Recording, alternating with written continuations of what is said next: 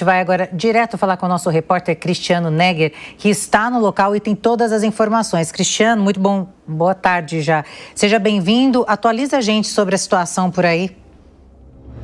Boa tarde para você, para a audiência da Jovem Pan News. Então, aqui em Gramado, ao vivo, neste momento, a gente atualiza as informações do governador do estado, Eduardo Leite, esteve aqui até agora há pouco, né, acompanhando, juntamente com as forças de segurança, toda a situação, né, de momento. E é importante a presença do governador justamente para poder dar celeridade a esse atendimento também, porque a informação oficial são de 14 pessoas que foram conduzidas ao hospital, né, 14 pessoas feridas, 2 em estado mais grave.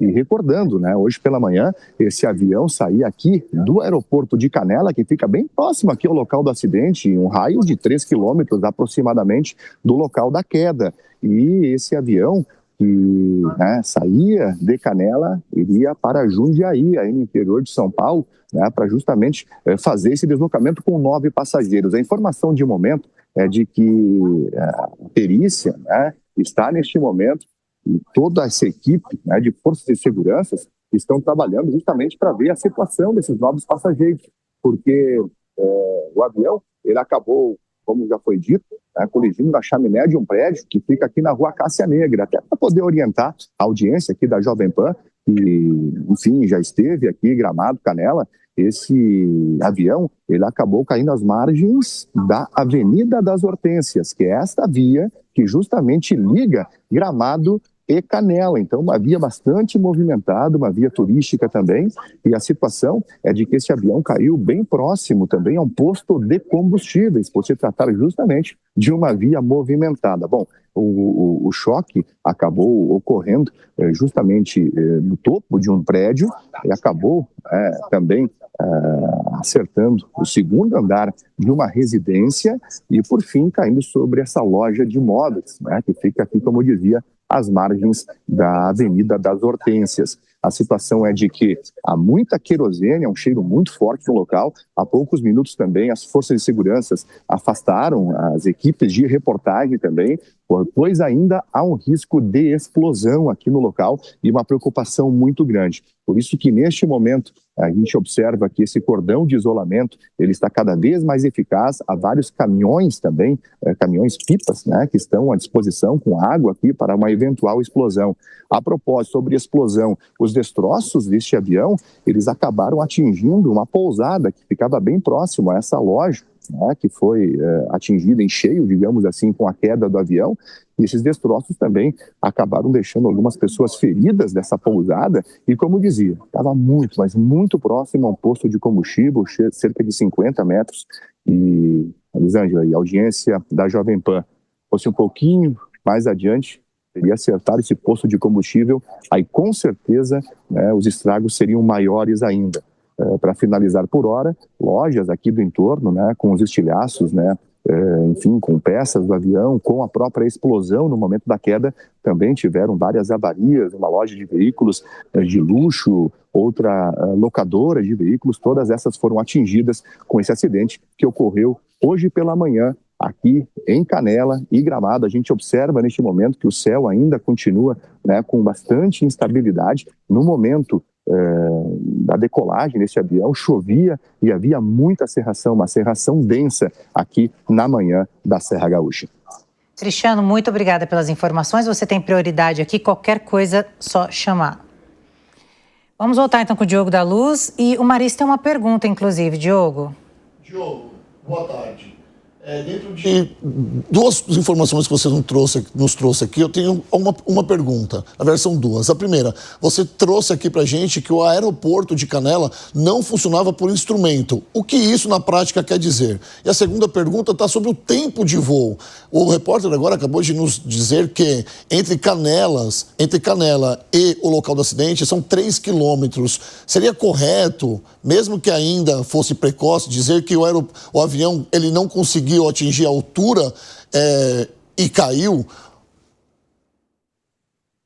O aeroporto realmente chamado, inclusive, aeroporto de Gramado Canela, dada a proximidade que tem, inclusive foi inaugurada uma obra de aumento da pista e algumas melhorias lá, e eles pretendem até fazer o aeroporto poder ser operado internacionalmente, mas pela velocidade que a Infraero costuma fazer as obras, não se sabe quando isso pode acontecer.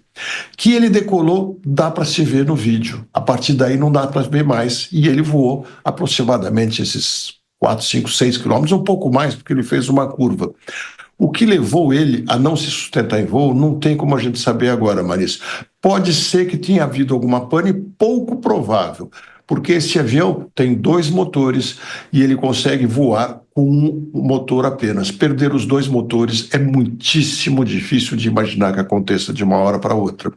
Pode ter havido alguma desorientação espacial do piloto? Pode ser, mas só saberemos essas coisas depois que vierem as investigações e, infelizmente, elas demoram muito, embora sejam muito robustas. Nós saberemos daqui a aproximadamente 30 dias as condições genéricas do que houve e daqui a 1 ano, ou talvez até mais, realmente aquilo que aconteceu. Então não dá para a gente ter essa certeza exatamente agora. Agora, de fato, ele não conseguiu se sustentar em voo. Por quê? Não sabemos. A questão, por favor. Desculpa, não, pode continuar. A questão da instrumentação, que o aeroporto não funciona por instrumento, talvez isso não tenha ficado claro para mim aqui e para quem está nos assistindo também. Sim, tem razão, não deixei isso claro.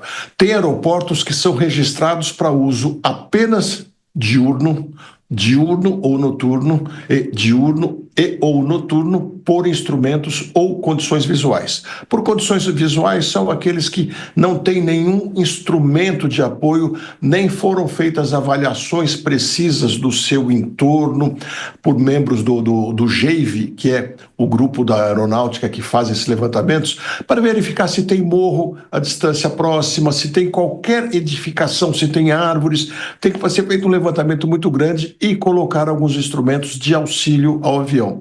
Daí se faz as cartas, são pequenos mapinhas de exatamente como tem que ser o procedimento de saída e chegada, a altura mínima, o teto mínimo, a visibilidade mínima que é preciso ter para voar naquela condição. Isso varia de aeroporto para aeroporto.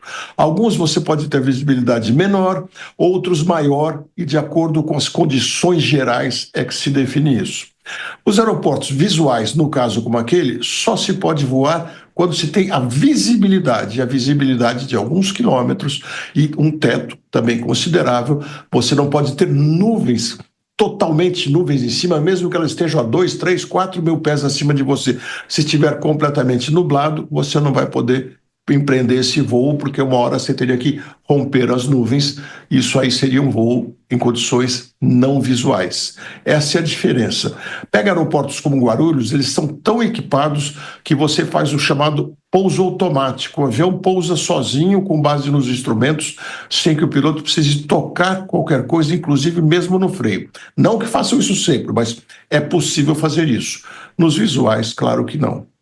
Continua acompanhando as imagens e, em nota, o CENIPA, o Centro de Investigação e Prevenção de Acidentes Aeronáuticos, informou que o CERIPA-5, 5º Serviço Regional de Investigação e Prevenção de Acidentes Aeronáuticos, órgão regional em Canoas, foi acionado após o acidente. Os próximos passos, então, serão coletar e confirmar dados, preservar elementos, verificar danos causados à aeronave ou por ela e levantar informações para a investigação. E era exatamente isso que o Diogo da Luz estava falando, abre aspas aqui, do CENIPA. A conclusão dessa investigação terá o menor prazo possível, dependendo sempre da complexidade da ocorrência e ainda da necessidade de descobrir os possíveis fatores contribuintes. Fecha aspas, foi a nota da CENIPA. Diogo? Elisângela, vale um detalhe aqui, uma curiosidade, possivelmente não tem nada a ver com o acidente, mas o Luiz Cláudio Galeazzi, esse, se não me engano, era o 3º avião que ele já havia adquirido. Um deles, ele tinha antes um Piper também, Seneca, onde voava sua mãe, Maria Leonor, em 2010, com o piloto Andrei, decolaram de Sorocaba, caíram e vieram a falecer. E ela, mãe dele, esposa do Cláudio Galeazzi, que foi um empresário bastante notório por reestruturação de grandes empresas, trabalhou em muitas empresas brasileiras, até de dimensão multinacional. Maris? Diogo, com base naquilo que você acabou de trazer para a gente também, em relação ao tempo de uso desse avião, da data de fabricação até agora. Nós sabemos que, pelo que você nos trouxe aqui, que é um avião que estava com a sua manutenção em dia, um avião que tinha uma tecnologia, mas quando que se recicla uma frota de aviões? Por exemplo, esse é o terceiro avião dessa família. É uma praxe, esse avião é um avião extremamente seguro, não tem prazo de validade, pode ficar 30, 40 anos voando por aí. Enfim, como é que funciona a renovação de frotas para ser seguro aqui no Brasil? Muito boa essa pergunta, Marisa, que pessoas muitas vezes têm dúvida, falam, nossa, mas ele é muito velho. A frota é renovada quando o avião se torna antieconômico. Por quê? Motores mais novos gastam menos combustível, aviões voam mais alto, mais rápido, mais autonomia e assim por diante. Só por isso. Tem aviões com 100 anos de idade voando por aí. Tem aviões que voavam, que foram dispensados pela antiga Varig aqui, que fazia aquela ponte aérea, os Eletra, que estão voando no Canadá. Alguns da África estão voando muito que bem.